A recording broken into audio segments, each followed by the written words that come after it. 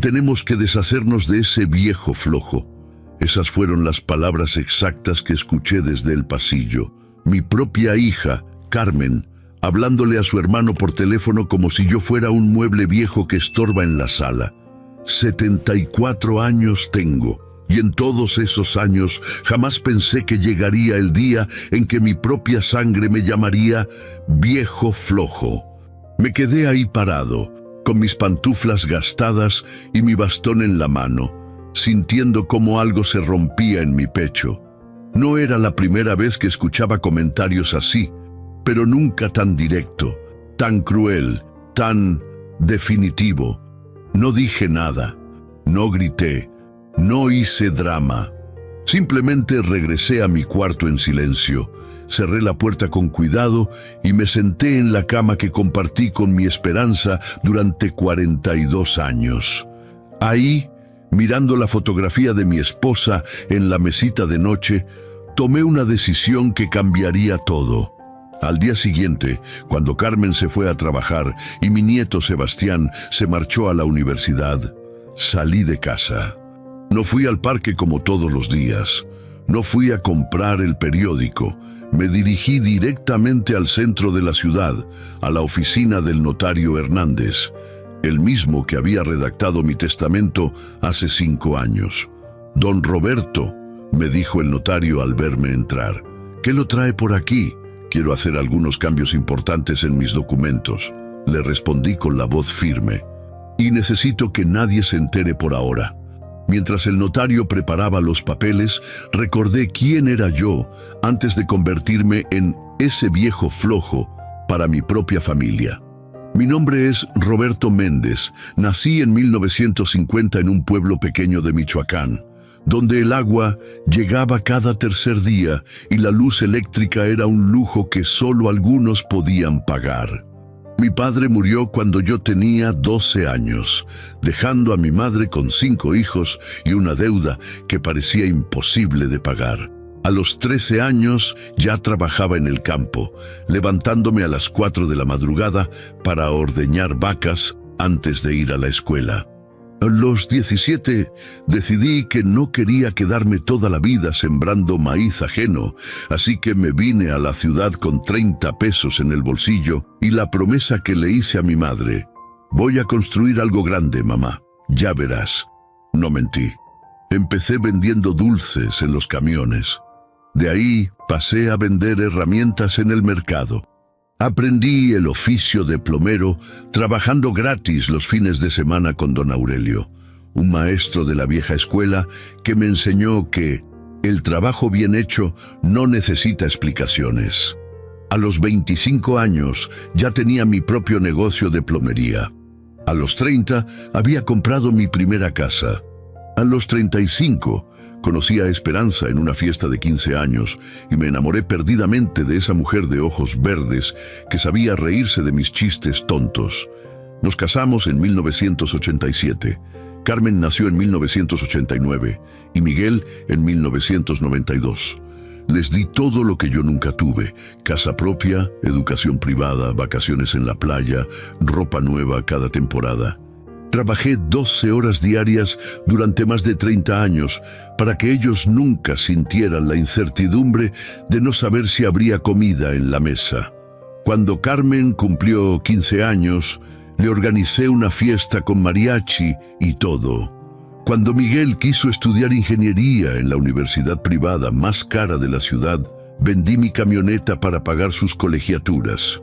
Cuando Carmen se casó, pagué una boda de ensueño que me costó los ahorros de 2 años. Pensé que había hecho todo bien. Pensé que había criado hijos agradecidos.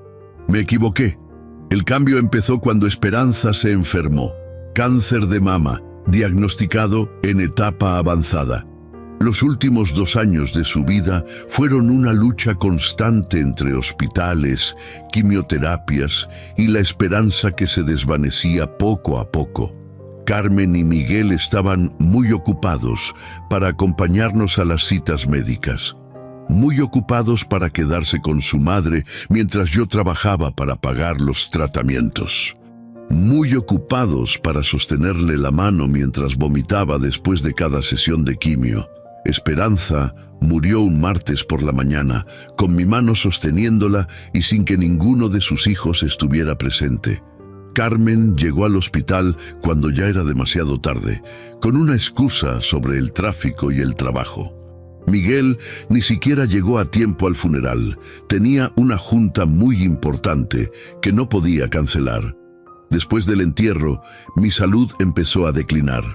La diabetes que había controlado durante años se agravó. Mis rodillas, cansadas de tantos años cargando tuberías y herramientas, comenzaron a dolerme constantemente. El médico me recomendó bajar el ritmo de trabajo. Fue entonces cuando Carmen sugirió que me fuera a vivir con ella. «Para cuidarte mejor, papá», me dijo con esa sonrisa que yo confundí con amor filial. Al principio, todo parecía normal. Su casa era cómoda. Su esposo Raúl me trataba con respeto. Y mi nieto Sebastián me escuchaba cuando le contaba historias de cuando era joven. Pero poco a poco, las cosas comenzaron a cambiar. Primero fueron comentarios sutiles. «Papá, ya no camines descalzo por la casa. Se ve mal. Papá, no dejes el periódico tirado en la sala. Papá, no hables tan fuerte cuando estamos viendo televisión». Después vinieron las reglas. No podía invitar amigos a la casa. No podía escuchar música después de las 8 de la noche. No podía cocinar porque ensuciaba mucho si la cocina. Mi espacio se fue reduciendo hasta quedar limitado a mi cuarto y al pequeño patio trasero. Luego llegaron las humillaciones disfrazadas de preocupación. «Papá está muy confundido últimamente», le decía Carmen a sus visitas, como si yo no estuviera presente. «Papá ya no puede valerse por sí mismo», comentaba cuando yo tardaba un poco más en vestirme por las mañanas. El colmo llegó el mes pasado. Carmen contrató a una enfermera para que me cuidara durante el día. Una mujer que me trataba como si fuera un niño, que me daba de comer como si no pudiera sostener una cuchara, que me hablaba con ese tono condescendiente que usan con los enfermos terminales. «Es por tu bien, papá», me decía Carmen cuando yo protestaba. «Ya no puedes estar solo». Pero yo sabía la verdad. Lo había escuchado en sus conversaciones telefónicas, en sus murmullos con Raúl cuando pensaban que yo dormía. Yo no era una responsabilidad que habían asumido por amor. Era una carga que querían quitarse de encima. La gota que derramó el vaso fue esa frase: «Tenemos que deshacernos de ese viejo flojo». Viejo, sí, tengo 74 años y cada uno se siente en mis huesos, pero flojo, esa palabra se me clavó como un puñal. Yo, que trabajé desde los 13 años. Yo, que construí un patrimonio de la nada. Yo, que les di a mis hijos la vida que yo nunca tuve, flojo. Mientras firmaba los nuevos documentos en la oficina del notario, sentí una mezcla de tristeza y determinación.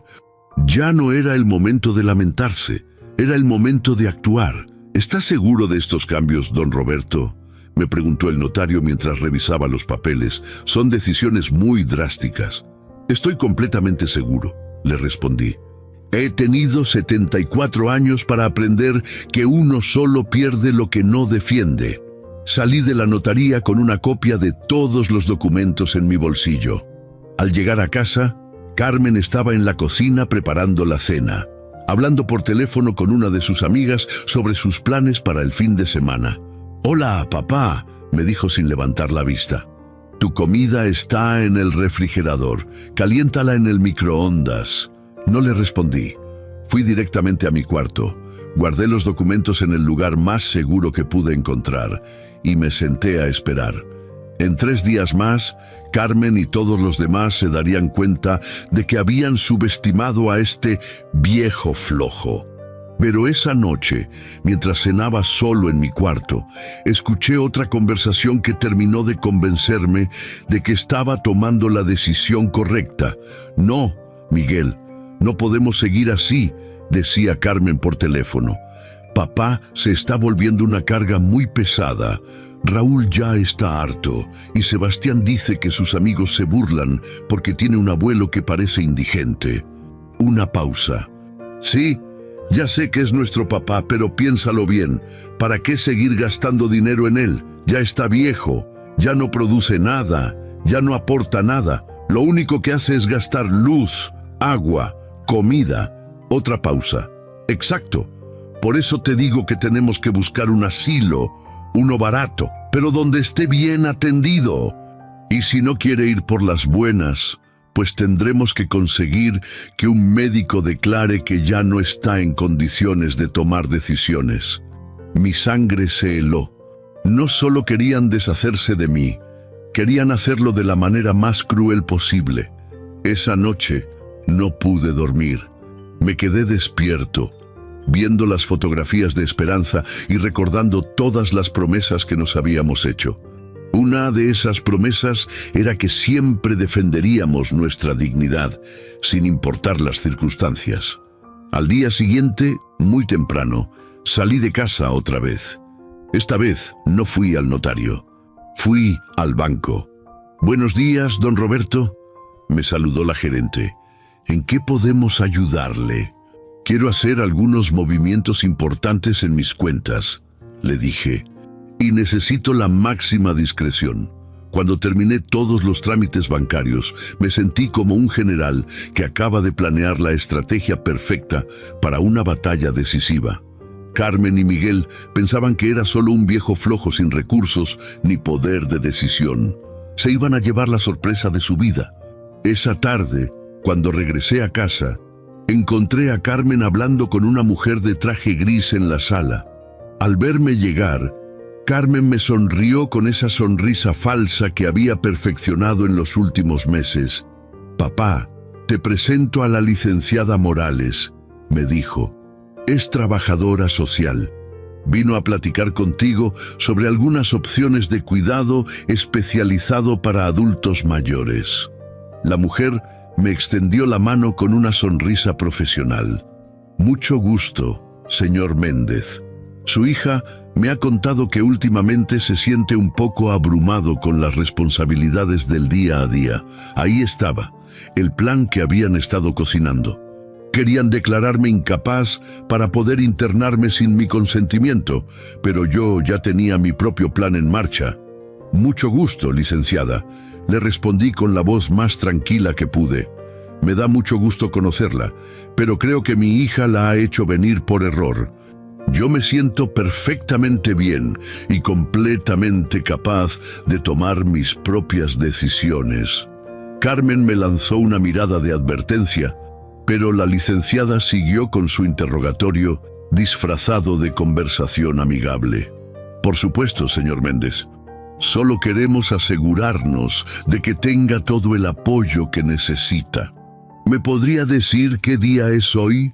«Jueves 14 de marzo de 2024, respondí sin vacilar. «¿Y quién es el presidente de México?» «Andrés Manuel López Obrador». «Muy bien. ¿Podría decirme cuánto dinero tiene en el banco?» Ahí estaba la trampa. Carmen había preparado a esta mujer para que me hiciera preguntas que yo supuestamente no podría responder correctamente. Sonreí.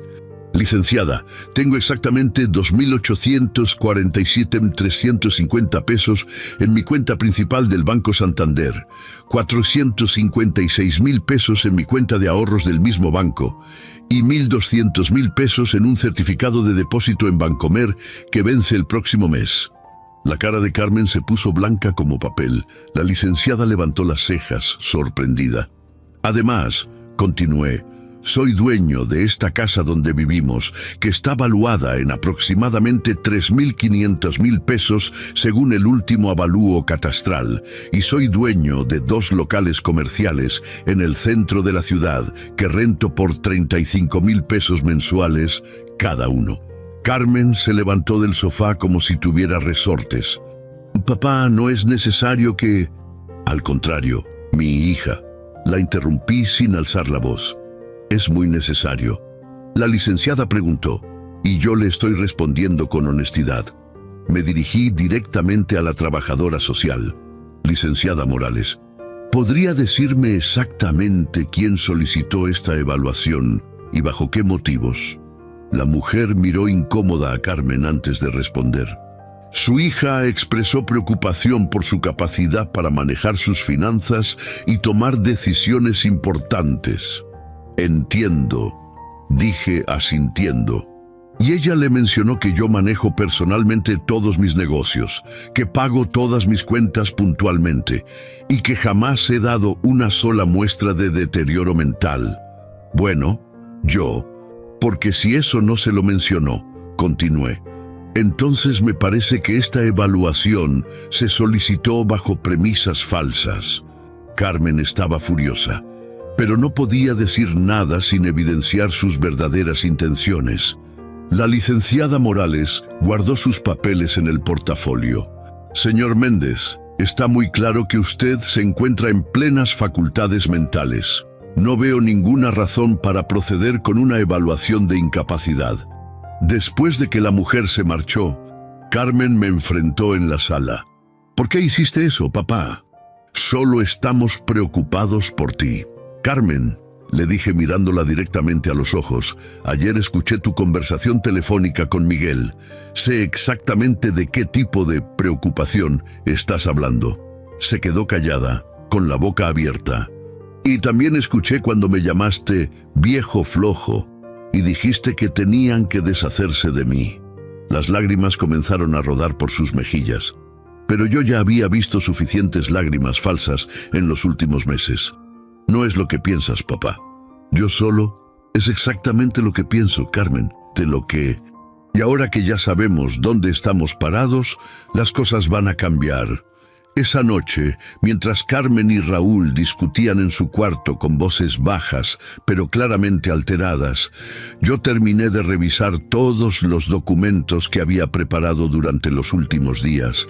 Mi venganza no iba a ser gritada ni dramática, iba a ser silenciosa, legal y definitiva.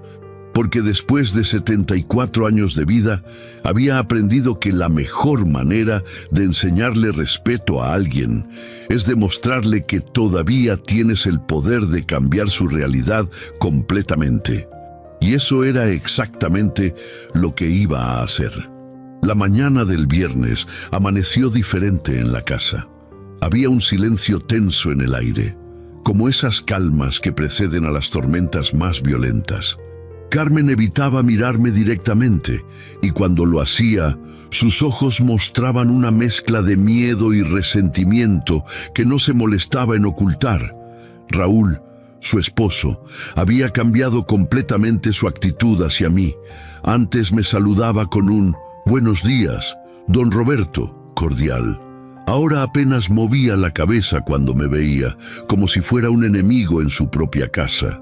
Pero el cambio más doloroso era el de mi nieto Sebastián, ese muchacho de 19 años que antes se sentaba conmigo a escuchar mis historias. Ahora me miraba con una frialdad que me partía el alma. Carmen se había encargado de envenenarle la mente, seguramente contándole su versión de los hechos.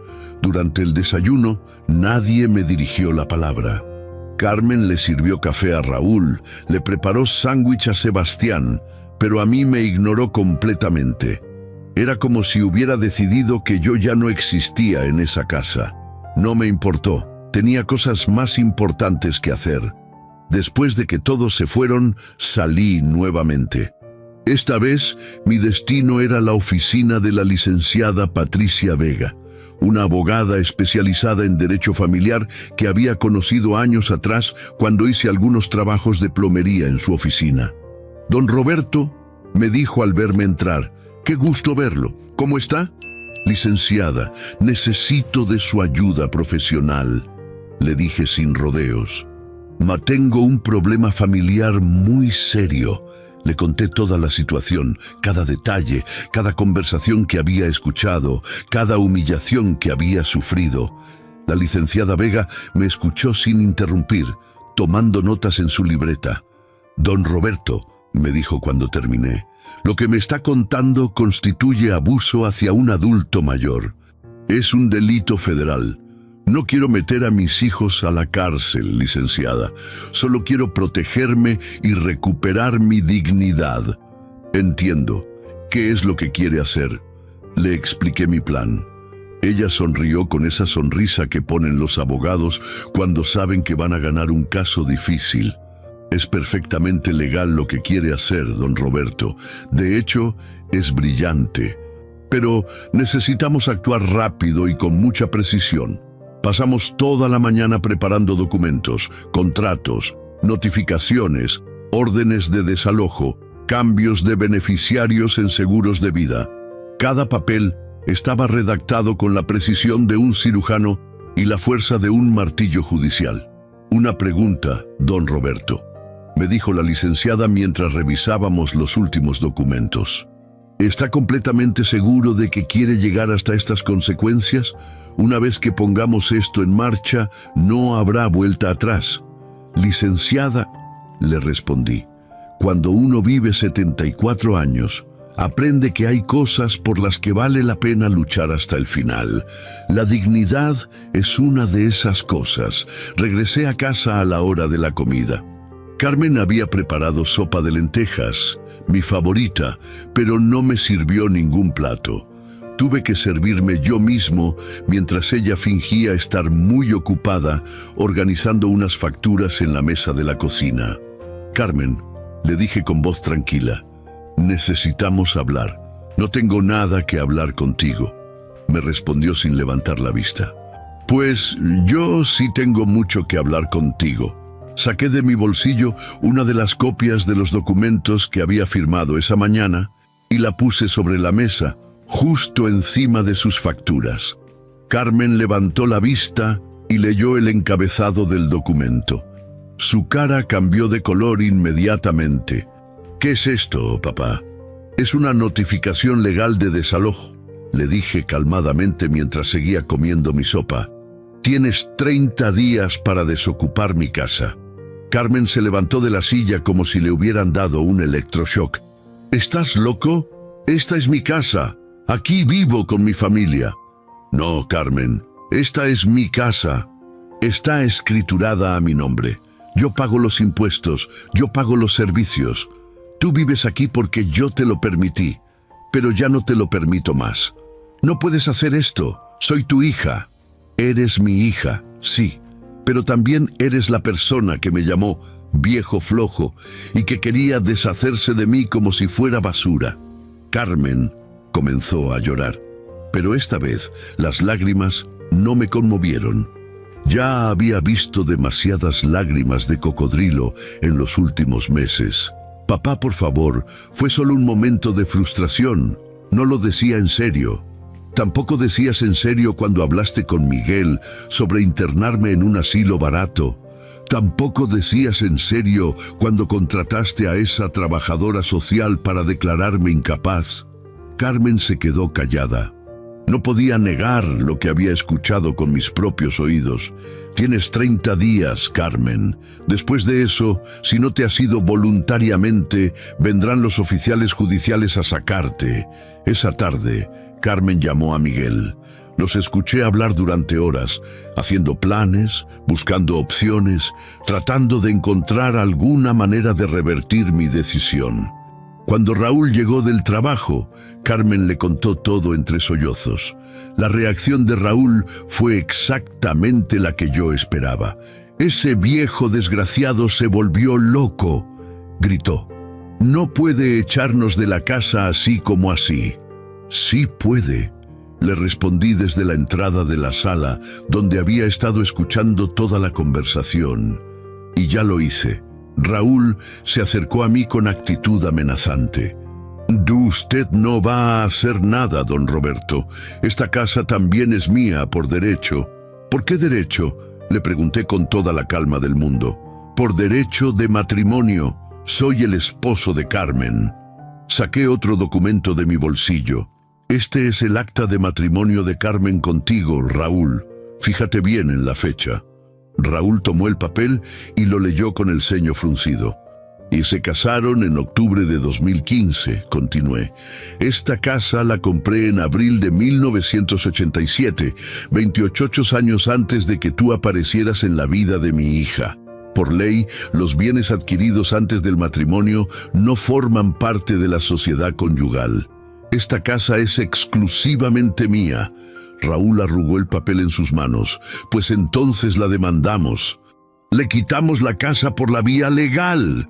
Adelante, le dije sonriendo, pero vas a necesitar contratar un abogado, y los abogados cuestan dinero. ¿Con qué dinero vas a pagarlo? Con el dinero que Carmen va a heredar cuando usted se muera. Saqué un tercer documento. Este es mi Nuevo Testamento, registrado ayer ante notario. Carmen ya no es mi heredera universal. Carmen gritó como si le hubieran clavado un puñal. ¿Qué hiciste, papá? Lo que tenía que hacer. Mi patrimonio ahora será heredado en un 70% por instituciones de beneficencia que se dedican a ayudar a adultos mayores abandonados por sus familias. El 30% restante será para Miguel, pero solo si él no participa en ningún intento de declararme incapaz o de quitarme mis propiedades. Raúl se puso rojo de ira. Usted está enfermo de la cabeza. Ningún padre normal hace eso. Tienes razón, Raúl. Ningún padre normal haría eso. Pero tampoco ningún hijo normal llamaría a su padre viejo flojo y trataría de internarlo en un asilo en contra de su voluntad. Esa noche, la casa parecía un campo de batalla después de la guerra. Carmen no me dirigió la palabra en toda la cena. Raúl se encerró en su cuarto haciendo llamadas telefónicas furiosas. Sebastián me miraba como si fuera un monstruo. Pero yo dormí mejor esa noche que en muchos meses. Por primera vez en mucho tiempo, sentía que tenía control sobre mi propia vida. El sábado por la mañana, Miguel llegó a la casa como huracán. Entró sin tocar, gritando mi nombre desde la puerta. «Papá, ¿qué diablos está pasando aquí?» Lo encontré en la sala, rojo de ira, con el mismo temperamento explosivo que había heredado de su abuelo paterno. «Buenos días, Miguel», le dije tranquilamente. «¿Gustas un café?» «No quiero café. Quiero que me expliques por qué estás corriendo a Carmen de la casa y por qué me sacaste del testamento». «Te saqué del testamento porque participaste en el plan para declararme incapaz. Y en cuanto a Carmen, ella se corrió sola con sus palabras y sus acciones». Miguel se sentó pesadamente en el sofá. «Papá, nosotros nunca quisimos hacerte daño. Solo estábamos preocupados por tu bienestar». «Miguel», le dije sentándome frente a él, «voy a preguntarte algo y quiero que me respondas con honestidad. ¿Cuántas veces me has visitado en los últimos 6 meses?» Miguel bajó la mirada. «He estado muy ocupado con el trabajo y...» «¿Cuántas veces, Miguel?» «No sé, tal vez 3 o 4 veces. 2 veces. Has venido exactamente 2 veces en 6 meses, una vez para pedirme dinero prestado para el enganche de tu carro nuevo, y otra vez para decirme que no podías acompañarme al médico porque tenías una junta». Miguel se quedó callado. «¿Y sabes cuántas veces me han invitado a cenar a tu casa?» 0. «¿Cuántas veces has venido a preguntarme cómo me siento, si necesito algo, si me siento solo?» 0. «Papá, yo...» «Pero cuando Carmen te llamó para hablar sobre internarse en un asilo, ahí sí tuviste tiempo para hacer planes. Cuando se trató de deshacerse del viejo flojo, ahí sí hubo tiempo y disponibilidad». Miguel se puso de pie y comenzó a caminar por la sala. «Está bien, papá. Acepto que no hemos sido los mejores hijos. Pero esto que estás haciendo es demasiado extremo. Vas a dejar que Carmen y sus hijos se queden en la calle. Carmen tiene trabajo, Raúl tiene trabajo, y Sebastián puede irse a vivir con ustedes. Nadie se va a quedar en la calle. Y si prometemos cambiar, si prometemos tratarte mejor». Lo miré directamente a los ojos. «Miguel, yo no necesito promesas, necesito respeto. Y el respeto no se promete, se demuestra con acciones constantes, no con palabras desesperadas cuando ya es demasiado tarde. Entonces ya tomaste tu decisión y no hay nada que podamos hacer para cambiarla. Hay una cosa que pueden hacer, le dije. Pueden aceptar las consecuencias de sus actos como adultos responsables y pueden empezar a tratarme con la dignidad que merezco. Si lo hacen, tal vez en el futuro podamos reconstruir nuestra relación, pero eso va a depender de ustedes, no de mí. Miguel se fue sin despedirse. Esa misma tarde, Carmen empezó a empacar sus cosas con movimientos bruscos y ruidosos, como si quisiera que todo el mundo supiera lo molesta que estaba. El domingo, Sebastián finalmente se acercó a hablar conmigo. Me encontró en el patio, regando las plantas que Esperanza había sembrado años atrás. «Abuelo», me dijo con voz tímida, «¿es cierto que vas a correr a mis papás de la casa?» «Sebastián», le respondí sin dejar de regar, «siéntate aquí conmigo». El muchacho se sentó en la silla de plástico al lado de la mía. «Y tu mamá y tu papá van a tener que buscar su propia casa porque ellos decidieron tratarme mal y yo decidí que ya no voy a permitirlo. Pero abuelo, mi mamá dice que tú ya estás muy grande para vivir solo y que solo quieren cuidarte. Sebastián, ¿tú me has visto hacer algo que te parezca que no puedo hacer por mí mismo?» El muchacho pensó un momento. «No, abuelo. Tú cocinas, manejas, trabajas en el jardín, vas al banco». «Exacto. Entonces, ¿por qué crees que necesito que me cuiden como si fuera un niño?» Sebastián se quedó callado. ¿Y has escuchado a tus papás tratarme con respeto y cariño? ¿O me han tratado como si fuera una molestia? Otra pausa larga.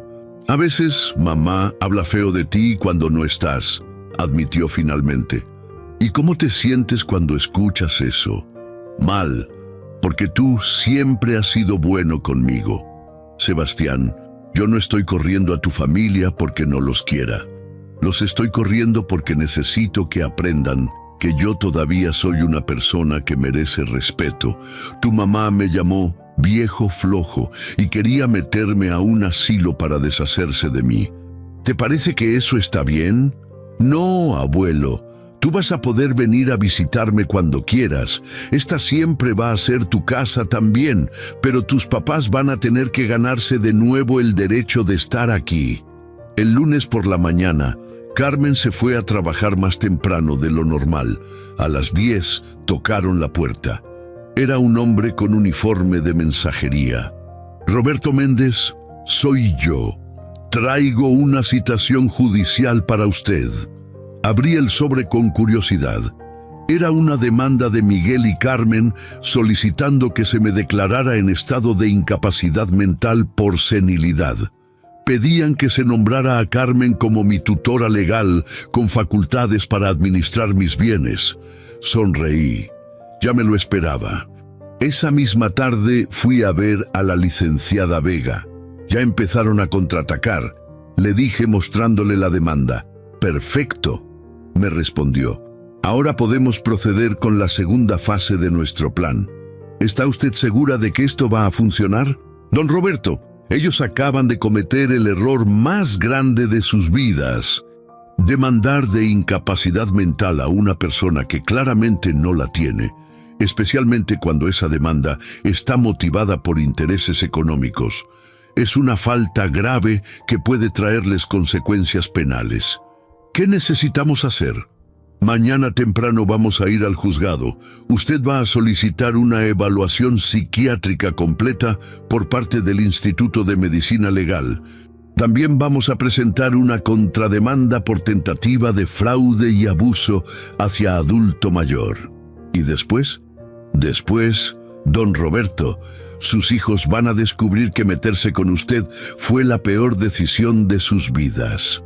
Esa noche, Carmen llegó a casa con una actitud diferente. Parecía nerviosa, como si hubiera entendido que había subestimado gravemente la situación.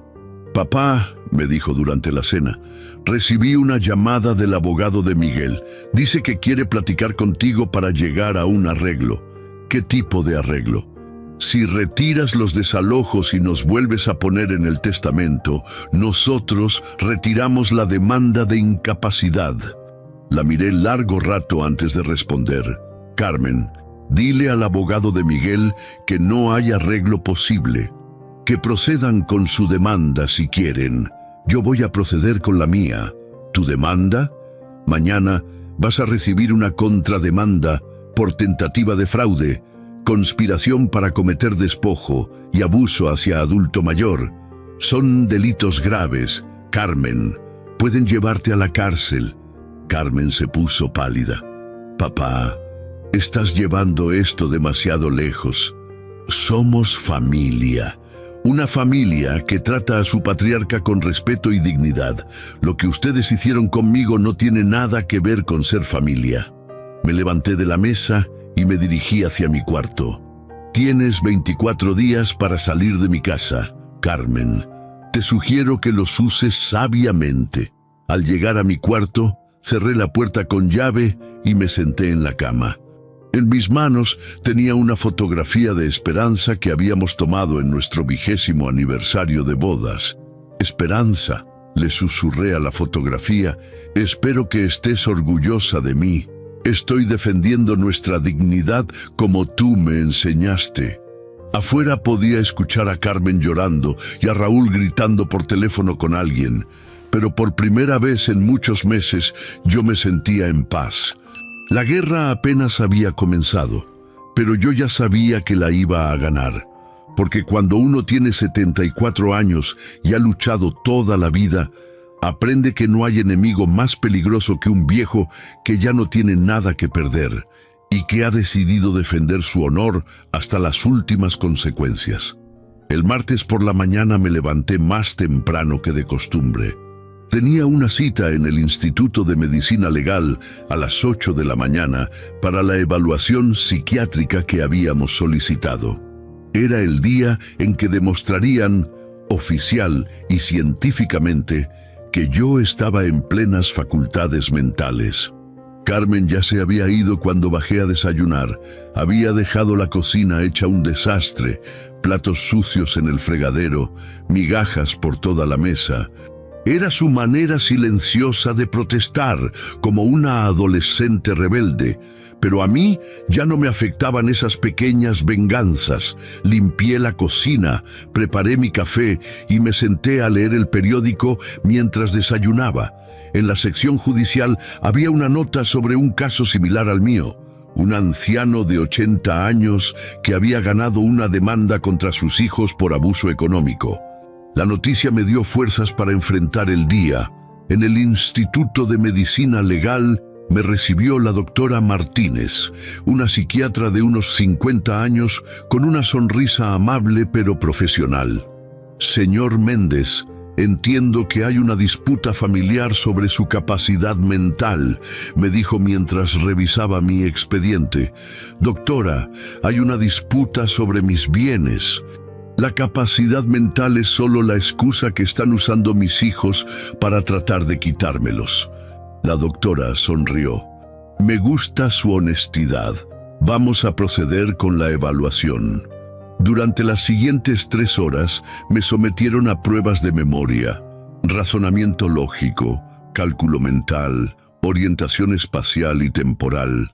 Respondí preguntas sobre mi historia personal, mis finanzas, mis decisiones recientes.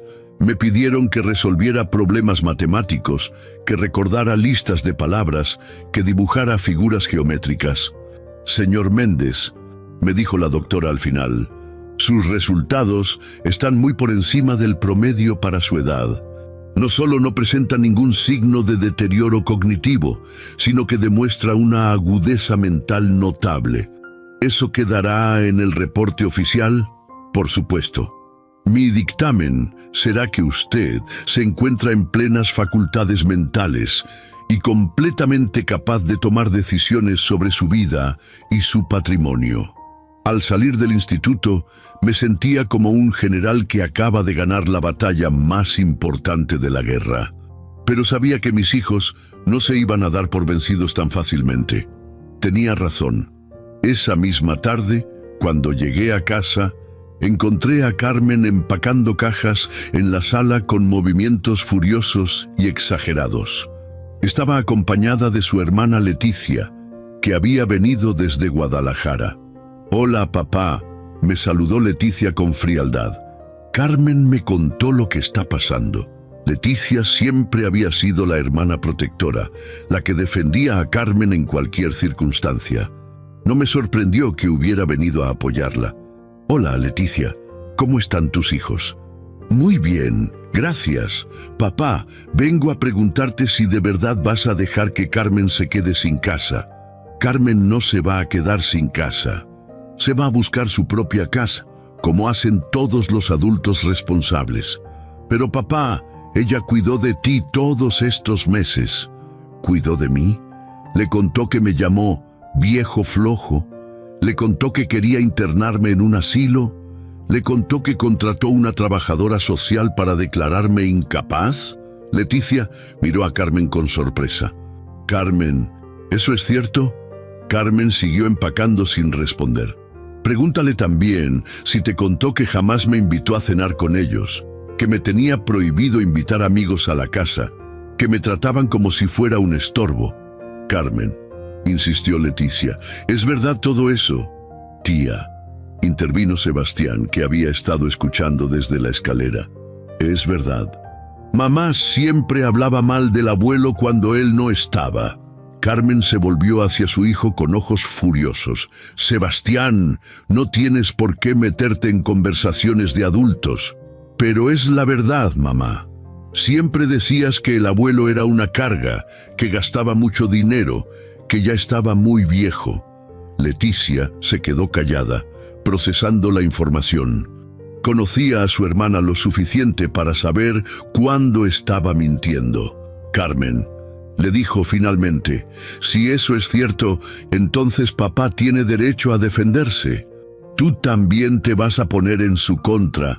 «No me pongo en contra de nadie, pero tampoco puedo apoyar algo que está mal». Carmen siguió empacando con más furia, aventando las cosas dentro de las cajas como si estuviera golpeando a alguien. Esa noche, Raúl llegó acompañado de dos hombres que no conocía. Uno era un tipo grande y musculoso que parecía más un guardaespaldas que otra cosa. El otro era un hombre delgado, con traje barato y actitud agresiva. «Don Roberto», me dijo Raúl, «le presento al licenciado Gutiérrez, nuestro abogado». El hombre del traje me extendió la mano con una sonrisa falsa. «Mucho gusto, señor Méndez. Vengo a proponerle un acuerdo que conviene a todos». «Los escucho». «Usted retira la demanda de desalojo y vuelve a incluir a Carmen en su testamento. A cambio, nosotros retiramos la demanda de incapacidad y todos seguimos viviendo en paz. ¿Y si no acepto?» La sonrisa del abogado se volvió amenazante. «Entonces vamos a tener que explorar otras opciones legales. Podemos demostrar que usted está siendo manipulado por personas externas que quieren quedarse con su dinero». «¿Se refiere a mi abogada?» «Me refiero a cualquier persona que esté influyendo en sus decisiones para beneficio propio». Miré al hombre grande que había venido con ellos. Sus manos estaban cruzadas sobre el pecho y me miraba de manera intimidante. «¿Y él qué pinta en todo esto?», pregunté señalando al guardaespaldas. «Él es mi asistente», respondió el abogado. «A veces necesitamos protección cuando tratamos con personas inestables». La amenaza era clara. Querían intimidarme. Me levanté de mi silla muy lentamente, apoyándome en mi bastón. «Licenciado Gutiérrez», le dije con voz tranquila, «voy a explicarle algo. Yo viví 74 años, trabajé desde los 13 años, construí un patrimonio con mis propias manos, crié 2 hijos, enterré a mi esposa y sobreviví a más problemas de los que usted puede imaginar. Caminé hacia él hasta quedar a 1 metro de distancia. Si usted cree que me va a intimidar con amenazas baratas y matones de pacotilla, está muy equivocado. He enfrentado cosas mucho peores que usted en mi vida». El abogado retrocedió un paso. «Además», continué, «esta conversación está siendo grabada. Saqué de mi bolsillo una pequeña grabadora digital que había comprado esa misma mañana. Todo lo que han dicho aquí, incluyendo las amenazas implícitas, quedó registrado.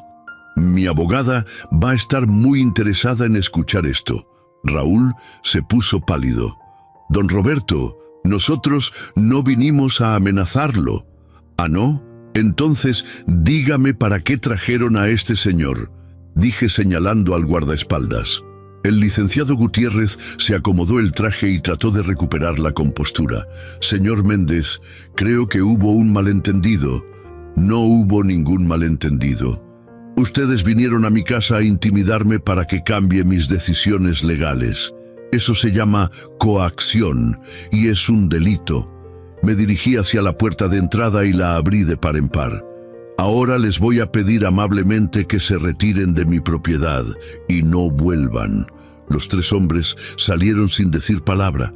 Antes de irse, el abogado se volvió hacia mí. Esto no se va a quedar así, señor Méndez. Tiene usted razón, le respondí. Mañana temprano, mi abogada va a presentar una denuncia por amenazas e intimidación. Así que no, esto no se va a quedar así. Después de que se fueron, Carmen me enfrentó en la sala.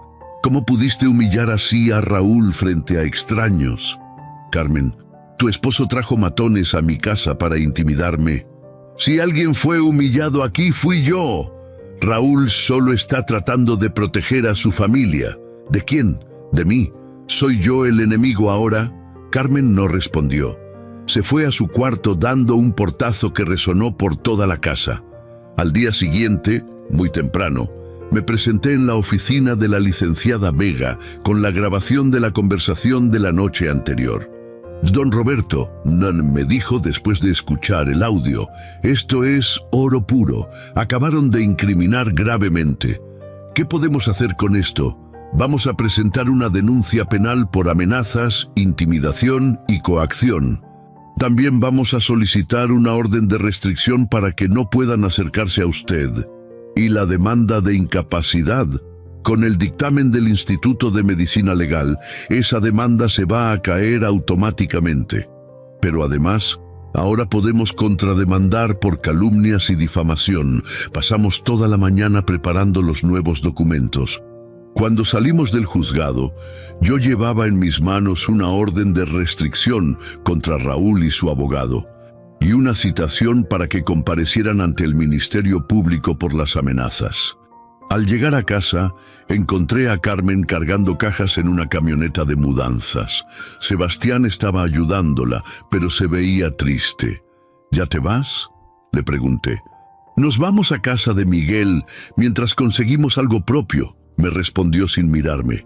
Carmen, le dije, todavía tienes 20 días, no necesitas irte hoy. Prefiero irme antes de que llames a la policía. Yo nunca he llamado a la policía, solo me he defendido de sus ataques. Carmen se detuvo y me miró directamente a los ojos por primera vez en semanas. Papá, ¿de verdad vale la pena todo esto? ¿Vale la pena destruir a la familia por un malentendido? Carmen, esto no empezó por un malentendido. Empezó porque ustedes decidieron que yo era un estorbo y que tenían que deshacerse de mí. Todo lo que ha pasado después son las consecuencias de esa decisión. Pero podemos arreglarlo. Podemos empezar de nuevo. Sí, podemos. Pero eso va a depender de que ustedes entiendan que me trataron mal, que reconozcan sus errores y que demuestren con hechos, no con palabras, que están dispuestos a tratarme con respeto. Carmen cargó otra caja en la camioneta. Y mientras tanto, van a vivir las consecuencias de sus decisiones. Van a buscar su propio lugar, van a pagar su propia renta, van a resolver sus problemas como adultos independientes.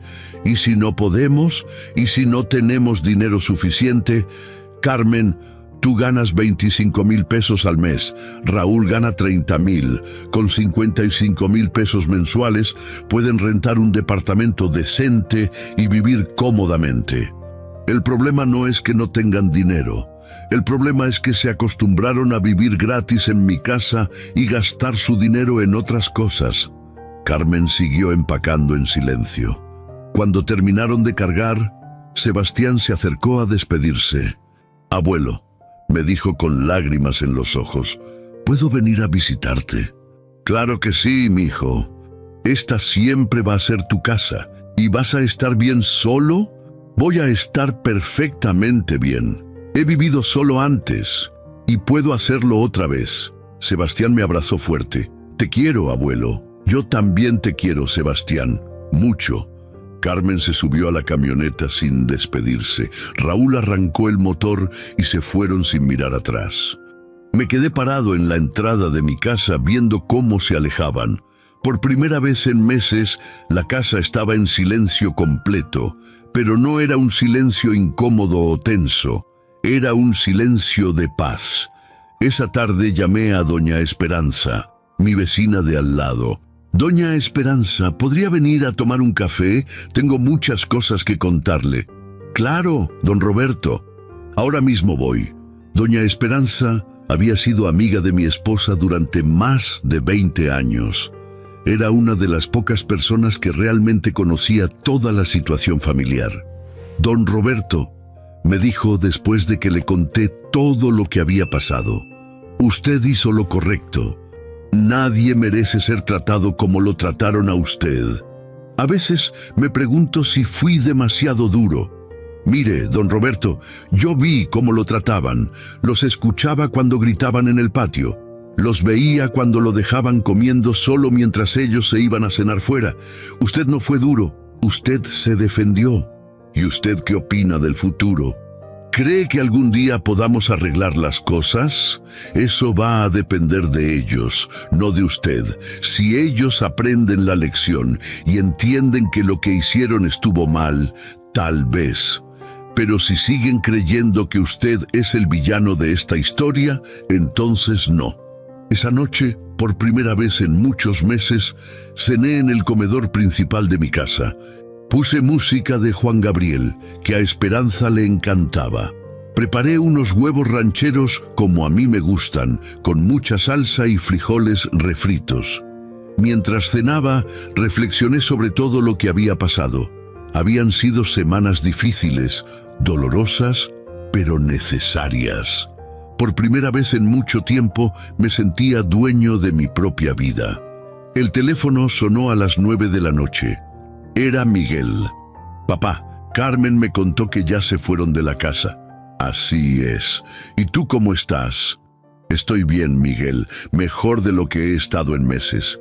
«Papá, quiero que sepas que yo no participé en los planes de Raúl para intimidarte». «Me da gusto saberlo. ¿Crees que podamos platicar? ¿Que podamos arreglar las cosas entre nosotros?» «Por supuesto, Miguel. Cuando quieras venir a platicar, eres bienvenido, pero va a ser una plática de adulto a adulto, con respeto mutuo y reconociendo los errores que se cometieron. Está bien, papá, voy a ir el domingo. Te espero». Después de colgar, me serví un vaso de agua y salí al patio. Las plantas de Esperanza estaban floreciendo. El cielo estaba lleno de estrellas. «Esperanza», le dije a la noche, «creo que estás orgullosa de mí. Defendí nuestra casa, defendí nuestra dignidad y demostré que todavía tengo fuerzas para luchar». Una brisa suave movió las hojas de los árboles, como si fuera la respuesta de mi esposa. Al día siguiente llegó una notificación del juzgado. La demanda de incapacidad de Carmen y Miguel había sido desechada oficialmente. El dictamen médico era contundente. Yo estaba en plenas facultades mentales, pero también llegó otra notificación. El Ministerio Público había aceptado mi denuncia contra Raúl y su abogado.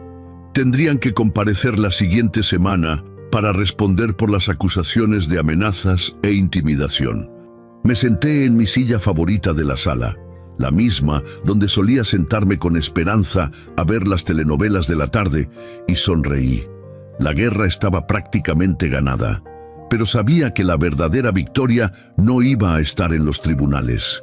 Iba a estar en recuperar el respeto de mis hijos y en demostrarles que un viejo puede ser muchas cosas, pero nunca un estorbo que se puede desechar como basura. porque al final del día la dignidad no se negocia, no se regatea y definitivamente no se sacrifica por mantener una paz falsa. Y eso era algo que mis hijos estaban a punto de aprender, les gustara o no. El domingo llegó Miguel a las 11 de la mañana. Venía solo, sin su esposa ni sus hijos, con una actitud completamente diferente a la que había mostrado en semanas anteriores. Ya no era el hombre furioso que había llegado gritando mi nombre. Era un hijo que venía a enfrentar las consecuencias de sus errores. Le preparé café como me había enseñado Esperanza, con canela y piloncillo, y nos sentamos en el comedor donde habíamos compartido tantas comidas familiares cuando él era niño. «Papá», comenzó Miguel con voz pausada, «quiero pedirte perdón». No respondí inmediatamente. Esperé a que continuara. Me porté como un imbécil. Dejé que Carmen me convenciera de que lo que estábamos haciendo era por tu bien, pero la verdad es que era más cómodo creer eso que enfrentar la realidad. ¿Cuál realidad, Miguel? Que nosotros queríamos deshacernos de ti porque nos estorbabas, que preferíamos no tener la responsabilidad de cuidarte, que nos daba flojera visitarte, acompañarte, estar pendientes de ti. Miguel bajó la mirada y se quedó callado un momento. ¿Sabes qué fue lo que me abrió los ojos, papá? Fue cuando Sebastián me contó cómo Carmen te trataba realmente. Ese muchacho me describió cosas que yo nunca me molesté en ver cuando venía a visitarte. ¿Cómo qué? Como que Carmen te servía la comida en platos desechables mientras ellos comían en la vajilla buena. Como que te tenía prohibido usar la sala cuando tenían visitas. Como que hablaba de ti como si fueras un objeto molesto. Miguel se limpió los ojos con el dorso de la mano. Y lo peor de todo es que yo lo sabía, papá. En el fondo lo sabía, pero me hacía de la vista gorda porque era más fácil que asumir la responsabilidad de defenderte. Miguel, le dije poniendo mi mano sobre la suya, agradezco tu honestidad, pero necesito saber una cosa. ¿Estás aquí porque realmente entiendes que se portaron mal conmigo? ¿O estás aquí porque viste que las cosas no salieron como esperaban y ahora quieres arreglar el desastre? Miguel me miró directamente a los ojos. Estoy aquí porque mi papá me enseñó a ser un hombre de honor y yo me convertí en todo lo contrario. Estoy aquí porque tengo 43 años y apenas estoy entendiendo que permitir que maltraten a mi padre me convierte en cómplice del maltrato. ¿Y qué quieres que hagamos ahora? Quiero ganarme de nuevo tu respeto, papá. No sé cómo, no sé cuánto tiempo me tome, pero quiero intentarlo. Nos quedamos en silencio un rato largo, tomando nuestro café y escuchando el canto de los pájaros que anidaban en el árbol de guayaba del patio. Miguel, le dije finalmente, el respeto no se recupera con una disculpa. Se recupera con acciones constantes a lo largo del tiempo. Lo sé, pero estoy dispuesto a darte esa oportunidad. Miguel sonrió por primera vez en semanas. Gracias, papá. Hay condiciones, las que sean. Primera, vas a venir a visitarme al menos una vez por semana, no porque yo te lo pida, sino porque quieres hacerlo.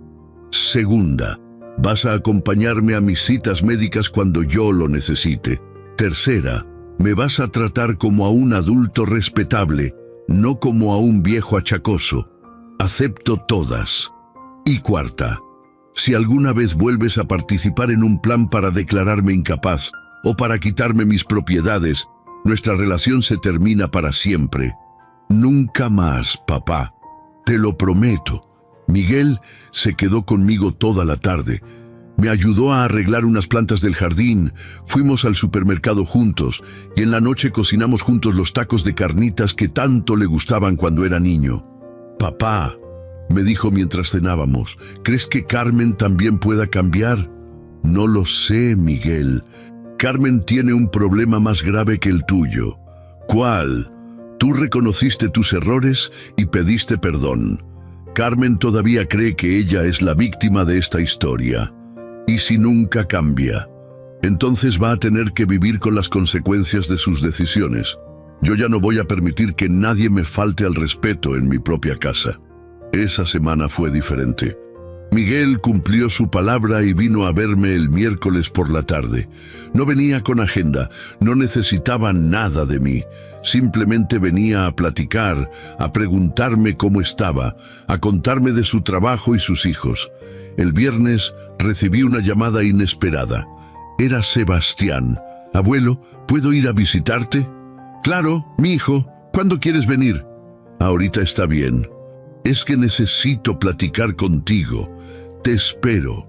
Sebastián llegó una hora después en el autobús. Se veía preocupado. «¿Qué pasa, muchacho?» «Abuelo, mis papás se la pasan peleando desde que nos salimos de tu casa. Mi papá dice que todo es culpa tuya, pero mi mamá dice que es culpa de él por haber traído a esos hombres. ¿Y tú qué opinas?»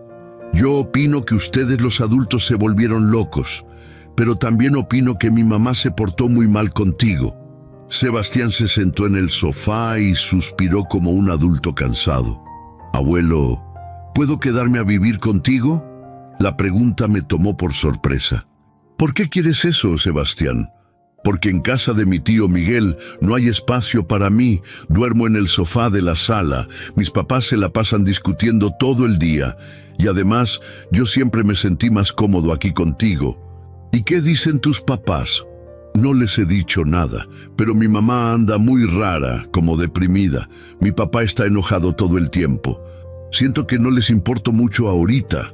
Me quedé pensando. Sebastián era un buen muchacho, responsable en la escuela, respetuoso conmigo, pero también era menor de edad y no quería crear más problemas legales. «Sebastián, me encantaría que te quedaras conmigo, pero necesitamos hacerlo correctamente. Voy a hablar con tus papás para ver si están de acuerdo. Y si no están de acuerdo, entonces tendrás que esperar hasta cumplir 18 años. Pero mientras tanto, puedes venir a visitarme todas las veces que quieras». El sábado por la mañana llamé a Carmen. «¿Qué quieres, papá?», me respondió con voz seca. «Sebastián vino a verme ayer. Quiere quedarse a vivir conmigo». Hubo un silencio largo del otro lado de la línea. «¿Tú le dijiste que se viniera?» «No, Carmen, fue idea de él. Dice que en casa de Miguel no hay espacio y que ustedes se la pasan peleando». «Nosotros no nos la pasamos peleando. Carmen, el muchacho no es tonto, sabe lo que ve». Otro silencio. «¿Y tú qué le dijiste?» «Que necesito su permiso para que se quede conmigo». «¿Para qué quieres a Sebastián ahí? ¿Para volverlo en mi contra?» «Carmen, Sebastián es mi nieto. Lo quiero mucho y él se siente cómodo conmigo. Si le das permiso de quedarse, yo me hago responsable de él completamente. Y si digo que no, entonces no se queda. Pero piénsalo bien, el muchacho está pidiendo ayuda. Está diciendo que no se siente bien donde está». Carmen colgó sin decir nada más. Esa tarde llegó a mi casa acompañada de Raúl. Los dos se veían demacrados, como si no hubieran dormido bien en días. «Papá», me dijo Carmen, «queremos hablar sobre Sebastián». «Los escucho». «Si se queda a vivir contigo, ¿qué garantías tenemos de que lo vas a cuidar bien?» «Carmen, yo crié 2 hijos que llegaron a ser adultos profesionales y responsables. Creo que tengo experiencia cuidando muchachos, pero ya estás muy grande. ¿Qué pasa si te enfermas? ¿Qué pasa si tienes un accidente? ¿Te preocupa mi edad o te preocupa perder control sobre Sebastián?» Carmen no respondió. «Miren», continué, «yo no les estoy quitando a su hijo. Él es el que quiere venirse. Si ustedes pueden resolver sus problemas y ofrecerle un ambiente estable donde se sienta cómodo, él se va a querer quedar con ustedes». Raúl habló por primera vez. «Oh, don Roberto, ¿usted acepta que nos portamos mal con usted?» «Sí, Raúl, y nosotros aceptamos que nos portamos mal, pero ¿no cree que ya es tiempo de superar todo esto? ¿No podríamos hacer borrón y cuenta nueva?» «Raúl, yo no tengo problemas en superar lo que pasó, pero ustedes trajeron matones a mi casa para intimidarme. Eso no se olvida fácilmente. Fue un error. Fue más que un error. Fue una amenaza directa. Carmen empezó a llorar. Papá, estamos viviendo en casa de Miguel con 2 niños pequeños. Sebastián duerme en el sofá. Nosotros dormimos en el cuarto de servicio. No tenemos dinero para rentar un lugar propio porque gastamos todos nuestros ahorros en abogados. ¿Y qué quieren que haga? Que nos perdones. Que nos dejes regresar a casa. Carmen, ustedes pueden regresar a esta casa cuando demuestren que han cambiado realmente. No solo cuando se les acabaron las opciones. ¿Cómo podemos demostrar eso? Primero, Raúl tiene que ir al Ministerio Público y retirar todas las acusaciones falsas que hizo sobre mi estado mental. Segundo, tienen que pagarme una renta justa si quieren vivir aquí. Tercero, tienen que tratarme con respeto, no como si me estuvieran haciendo un favor al cuidarme. Raúl y Carmen se miraron entre ellos. ¿Cuánto de renta?, preguntó Raúl. 15,000 pesos al mes. Es menos de lo que pagarían por un departamento en cualquier otro lado. ¿Y Sebastián? Sebastián puede quedarse conmigo sin pagar nada. Es mi nieto y es bienvenido en mi casa siempre. Carmen lloró más fuerte. Está bien, papá. Aceptamos. No tan rápido, les dije. Quiero ver cambios reales durante al menos 3 meses antes de que regresen. Quiero ver que Raúl cumple con sus responsabilidades legales, que consiguen trabajo estable, que demuestran que pueden vivir como adultos independientes. Y mientras tanto, pueden venir a visitarme cuando quieran. Pueden comer aquí los domingos si se portan bien, y pueden empezar a reconstruir la relación que destruyeron. Los meses siguientes fueron reveladores. Miguel cumplió su palabra y se convirtió en el hijo que yo siempre quise tener. Venía a verme religiosamente, me acompañaba al médico, me ayudaba con las cosas de la casa. Poco a poco fuimos reconstruyendo nuestra relación. Sebastián se quedó a vivir conmigo y fue como tener un compañero joven en la casa. El muchacho estudiaba por las tardes, me ayudaba con el jardín los fines de semana, y por las noches nos sentábamos a ver televisión y platicar sobre la vida. Carmen y Raúl tuvieron que aprender a vivir por su cuenta. Al principio fue difícil para ellos. Raúl tuvo que buscar trabajos extras para poder pagar la renta de un departamento pequeño. Carmen tuvo que aprender a administrar un hogar sin depender de mi dinero. Pero gradualmente algo cambió en ellos. Carmen empezó a llamarme por teléfono los fines de semana, solo para saber cómo estaba. Raúl retiró todas las acusaciones legales y me pidió disculpas formalmente.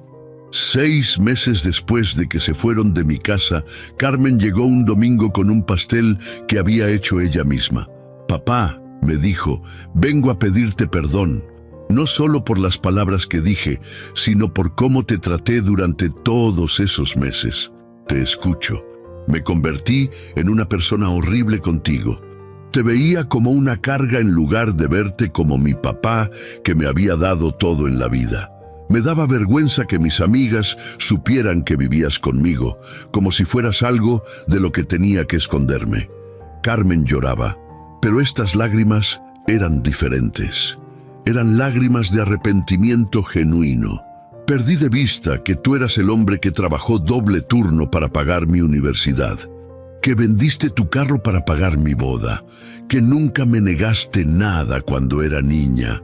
Carmen, no, papá, déjame terminar.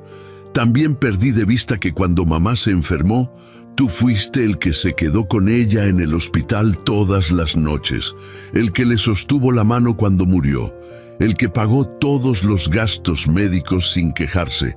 Se secó las lágrimas con el dorso de la mano.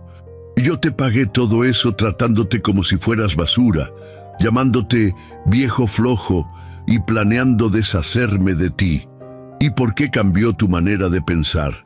Porque estos 6 meses viviendo por nuestra cuenta me enseñaron lo difícil que es mantener una familia. Me hicieron valorar todo lo que tú hacías por nosotros sin que yo me diera cuenta. Carmen se sentó en el sofá donde solíamos ver telenovelas juntos cuando ella era adolescente. Papá, ¿crees que algún día puedas perdonarme completamente? Carmen, yo ya te perdoné hace mucho tiempo. El perdón no era el problema. Entonces, ¿cuál era el problema? El problema era que necesitabas aprender a respetarme, y para eso tenías que entender que maltratarme tenía consecuencias. ¿Y ya aprendí? Eso solo tú lo sabes. Yo no puedo aprender por ti. Carmen asintió con la cabeza. Papá, ¿podríamos intentar de nuevo? Raúl, Sebastián y yo podríamos regresar a casa, bajo las condiciones que puse desde el principio. Las acepto, todas. ¿Y Raúl también las acepta? Sí. Él también entendió que se portó muy mal contigo. Esa noche, mientras cenaba solo en el comedor, reflexioné sobre todo lo que había pasado en los últimos meses. Había sido un periodo difícil, doloroso, pero necesario. Mis hijos habían aprendido que yo no era un viejo indefenso al que podían maltratar sin consecuencias. Habían aprendido que la dignidad se defiende, que el respeto se gana y que las acciones tienen resultados. Pero yo también había aprendido algo importante, que a veces, para salvar una relación, primero hay que estar dispuesto a destruirla. La semana siguiente, Carmen, Raúl y Sebastián regresaron a casa, pero esta vez las cosas fueron diferentes. Me trataban con el respeto que merecía. Carmen me incluía en las conversaciones familiares. Raúl me pedía consejos sobre el trabajo. Sebastián me contaba sobre sus planes de estudiar ingeniería, y yo volví a ser lo que siempre debí ser, el patriarca de la familia, no su carga. Una tarde, mientras regaba las plantas de esperanza, Carmen se acercó a mí. Papá, me dijo, gracias por no haberte dado por vencido con nosotros. Carmen, ustedes son mis hijos. Nunca me voy a dar por vencido con ustedes, pero tampoco voy a permitir que me falten al respeto. ¿Y si volvemos a portarnos mal? Entonces, volverán a vivir las consecuencias. Pero espero que eso no pase. Carmen sonrió. No va a pasar, papá, te lo prometo. Esa noche, sentado en mi silla favorita con una taza de café caliente, miré las fotografías de Esperanza que tenía en la mesa del centro.